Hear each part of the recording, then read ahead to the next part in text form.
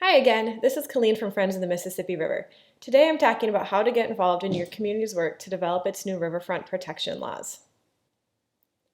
These new laws, or ordinances, are for protecting the Mississippi River Corridor Critical Area, or MRCCA. 25 cities and townships along the Mississippi River through the Twin Cities will be writing and adopting their own ordinances. If you aren't familiar with MRCCA, I'd recommend watching our other short videos about the MRCCA ordinance first. Each of the 25 cities and townships in the critical area will follow a similar process for adopting their ordinance.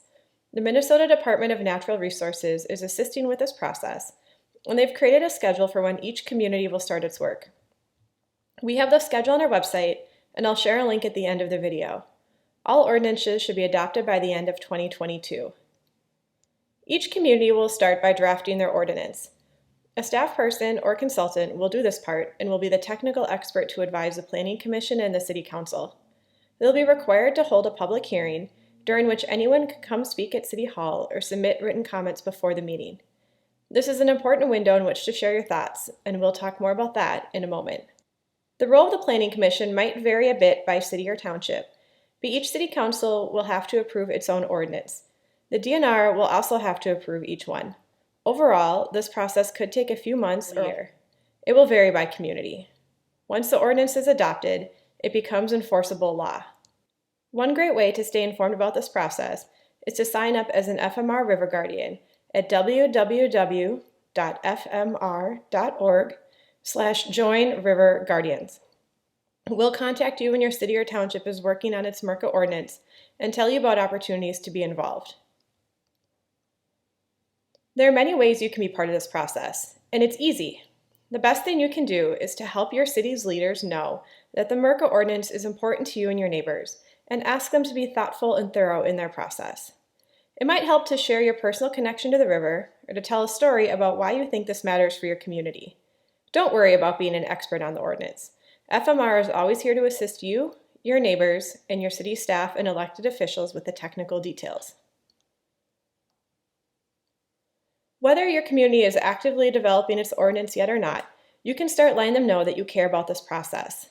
Just send them a note or mention it the next time you run into them at a community event. You can also monitor your city's planning commission and council meeting schedules and agendas to know when the ordinance will come up for a hearing or a vote. City staff will usually be able to tell you this, or you can sign up for emails about meetings. Most communities have this service. We can help you figure out who to contact or where to sign up.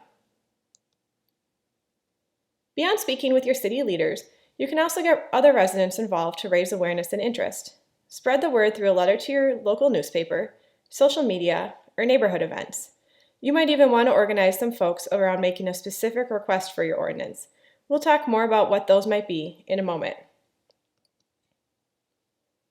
The DNR has provided a good model ordinance that most communities will use as a template, but there's room for each community to add some of its own ideas. Here are some ways to begin thinking about how your community might want to incorporate extra protections for special features. Consider what makes your riverfront special or unique, and then ask your city to find ways to make sure those features are protected.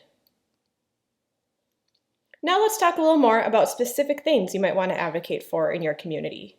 Every city and township along the Mississippi River is unique, and so their ordinances are going to reflect that local character.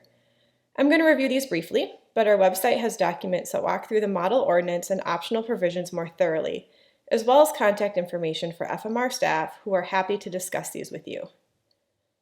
These first optional provisions have to do with creating and protecting more open space beyond the state minimums.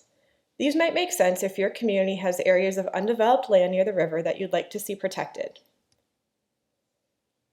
This section is important. The structure height and setback requirements will likely be the most sought exceptions by people wanting to build or expand structures in the critical area. These exceptions are called variances and conditional use permits, or CUPs. Communities should create very clear processes and parameters for how these will be considered. They can require that structures only violate one rule at a time, for instance by not allowing a building that's too tall to also be too close to the shoreline. Communities can also consider prohibiting certain exceptions altogether. Height and setback requirements are critical to protecting scenic views and the experience of the river as a public and natural place. That's why it's so important for communities to consider this part of their ordinances so carefully. Here are some other ways height and setback requirements can be protected. Here are a few more ideas for communities. Because the Mississippi River is an important bird migration flyway, it's a good place to make structures safer for birds. In cities where most of the riverfront consists of single-family homes, adding clear parameters around things like decks, patios, and fences can limit neighbor disputes. And all communities should consider lengthening the notification and review timelines for riverfront development plans. That gives more time for all stakeholders to consider how proposals might fit in with existing development and impact the river. That's it for now, but Friends of the Mississippi River has a lot more information about this topic on our website. Just visit www.fmr.org/river-rules for more videos, detailed information about the model ordinance and optional provisions, and the River Guardian sign-up form. We're grateful you're joining in our work to protect the river, and we look forward to working with you and your neighbors.